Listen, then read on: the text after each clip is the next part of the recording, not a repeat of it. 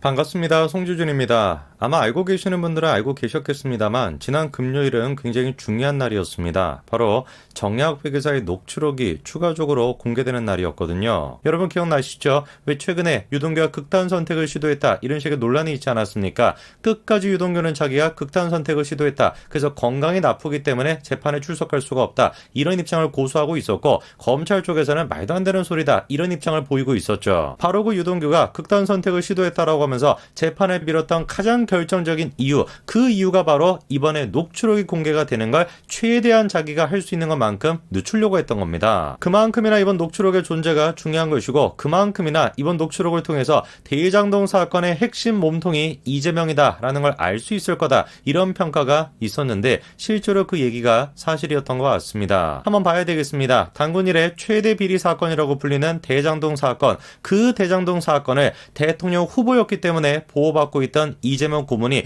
더 이상 보호받을 수 없는 상태에서 어떤 진실이 나오고 있는지 같이 한번 보시죠. 최근에 한창 유동규를 둘러싸고 극단 선택을 시도했다라는 식의 논란이 있었죠. 국가수의 의뢰도 좋다 이렇게 당당한 모습을 보였고 심지어 내가 거짓말하는 게 아니니까 수면 조사가 됐거나 거짓말 탐지기가 됐거나 뭐가 됐든지 간에 다 해라 이렇게나 당당한 모습을 보였죠. 그러면 유동규가 어떤 이유 때문에 저렇게까지 무리해가면서 거짓말을 하는 것일까? 제가 보기에 이유는 딱 한 가지입니다. 바로 이거죠. 자기가 극단 선택을 시도했기 때문에 건강 상태가 좋지 않아서 재판에 출석할 수가 없다라는 겁니다. 질문이 드는 건 그겁니다. 재판 자체를 안 열게 할 수도 없는 것이고 늦춘다라고 해봤자 3, 4일 이 정도밖에 못 늦추는 것인데 아니 구속이 되어 있는 사람이 3, 4일 동안 뭐 할 수가 있다고 있는 증거를 없앨 수도 없는 것인데 못하러 그렇게 3, 4일 동안 필사적으로 저렇게 재판을 늦추려고 했던 것일까? 그 질문에 대한 답은 제가 보기에 철험의 출신 국회의원 이른바 이재명계가 답변해 줄 수 있을 것 같습니다. 최근까지 철험회가 뭘 밀어붙이려고 했는지 기억나시죠? 맞습니다. 검수안박입니다. 그 중에서 특히나 중요한 범위가 두 가지입니다. 바로 부패랑 경제 분야죠. 왜?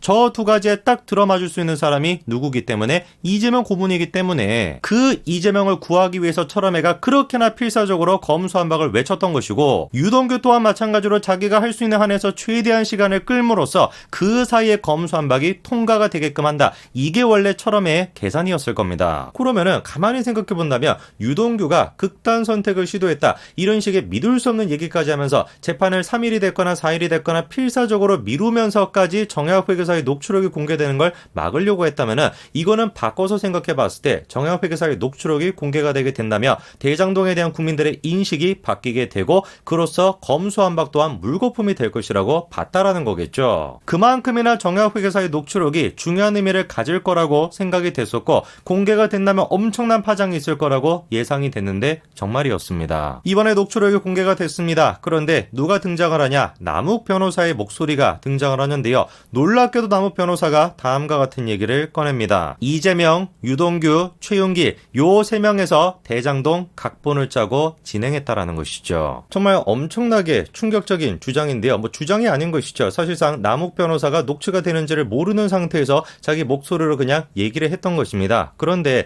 지금까지 우리가 대장동 개발에 대해서 이해하고 있었던 건 뭡니까? 유동규랑 김만배 요 두 사람에서 대장동을 설계했던 것이고 이재명은 그냥 모른 척 눈 감아줬다. 이게 이제 국민들이 갖고 있던 생각이었는데 그게 아니었다라는 거예요. 적어도 남욱이 판단하기에 녹취가 되고 있다라는 사실을 모르는 상태에서 남욱이 얘기하고 있는 건 뭡니까? 이재명은 그냥 방관했던 것이 아니라 오히려 대장동을 직접적으로 자기가 설계했다라는 겁니다. 물론 일전에 이재명 후보 본인 스스로가 대장동을 자기가 설계한 것이다. 이렇게 얘기하기도 했습니다. 사실 이 설계는 제가 한 겁니다. 이 설계는 제가 한 겁니다. 제가 한 겁니다. 제가 한 겁니다. 다만 그렇게 주장했던 이유는 그때까지만 하더라도 대장동 사건이 단군 이래 최대 비리 사건이 아니라 단군 이래 최대 공익 사업이다. 이렇게 주장을 했기 때문이거든요. 그러면서 끊임없이 자기는 유동규와 그렇게까지 친분이 없다. 측근이라고 할 수 없다. 이런 식으로 선을 그어 오려고 했는데 웬걸 이재명, 유동규, 최윤길 3명에서 같이 각본을 짜고 진행했다라는 것이죠. 혹시 영상을 보시는 분들 중에 최윤길이 누군지 누군지 모르시는 분들도 계실 수 있습니다. 그때 당시에 성남시의회 의장이었던 사람인데요. 애당초 최윤길이가 성남시의회 의장이 될 때부터 민주당과 모종의 거래가 있었다, 이런 얘기도 있었습니다. 그리고 검찰 조사 결과 어느 정도 그게 진실로 드러나고 있습니다. 최윤길이가 대장동 사업을 진행을 시키고 그 뒷돈으로 40억 가까이를 받은 거 아니냐, 이런 내용이 지금 나오고 있죠. 여러분도 잘 아시는 것처럼 유동규는 이미 구속이 되어 있는 상태이고요.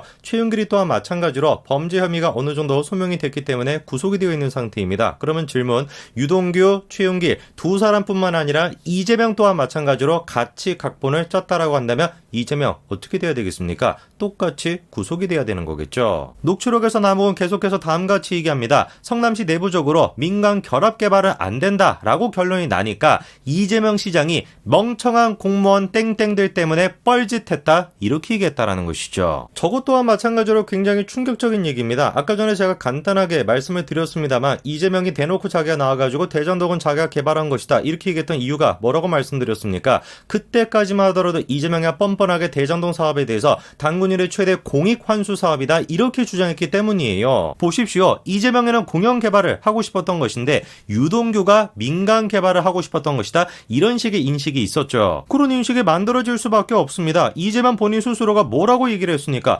자기는 공공 개발을 하고 싶었는데 새누리당이 반대했기 때문에 하지 못했다, 이렇게 얘기하지 않았습니까? 나는 공영 사업을 하고 싶었던 것인데 새누리당의 반대 때문에 그거를 할 수가 없었던 것이다. 새누리당과 유동규가 민간 사업으로 하자라고 했다, 이렇게 주장을 했던 겁니다. 그런데 적어도 녹취록의 내용만 본다면 누구보다도 민간 사업을 하고 싶었던 사람은 다른 사람이 아니라 이재명이었죠. 그러면은 사실관계를 좀 확인해 봐야 되겠습니다. 정말로 성남시 내부적으로 민간 결합 개발은 안 된다라고 결론이 났을까요? 보고서를 보니까 실제로 그렇게 결론이 났던 것 같습니다. 자, 분명히 성남시가 뭐라고 결론을 내렸냐? SPC를 설립해서 사업을 추진하는 방향 자체가 매우 위험하므로 LH 등 공기업에 위탁하는 방식으로 하는 게 좋겠다, 이렇게 분명히 결론 내렸죠. 원래 성남시가 결론을 내렸던 것처럼 LH 같은 게 끼었다라고 한다면 화천디유가 상상을 초월하는 수익금을 낼 수가 있었겠습니까? 그런데 이재명 시장이 직접 서명을 했었던 공문을 보니까 뭐라고 나와 있냐? 민간의 전문성 및 재원 조달 능력을 활용함으로써 공공과 민간의 역할 분장으로 바꿔 얘기해서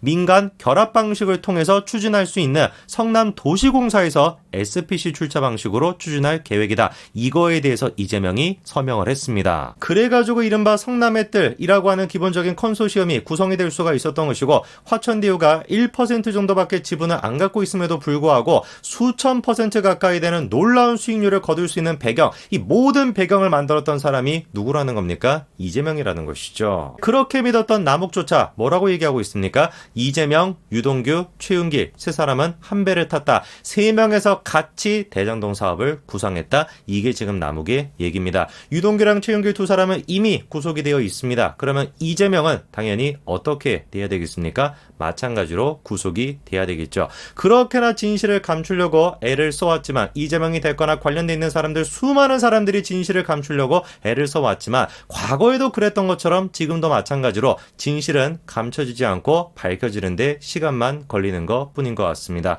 여기까지 말씀드리겠습니다. 감사합니다.